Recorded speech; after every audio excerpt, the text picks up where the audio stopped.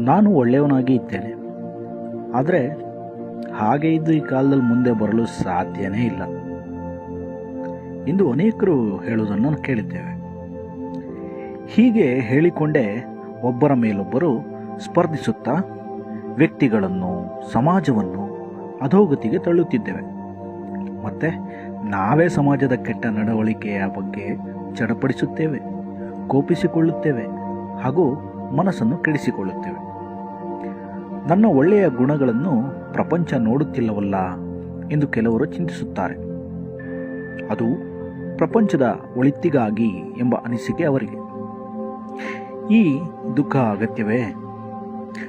ಜೇನು ತುಂಬಿದ ಸುವಾಸಿತ ಪುಷ್ಪವನ್ನು ಅರಸಿ ದುಂಬಿಗಳು, ನೊಣಗಳು ಓಡೋಡಿ ಹೋಗುತ್ತವೆ. ಅವುಗಳನ್ನು ಹೂವುಗಳು ಪ್ರಚಾರ ಮಾಡಿ ಕರೆಯುವುದಿಲ್ಲ. ನಾವು ಒಳ್ಳೆಯ ಗುಣಗಳನ್ನು ಬೆಳೆಸಿಕೊಳ್ಳುವುದು ಇತರರಿಗಾಗಿ ಅಲ್ಲ.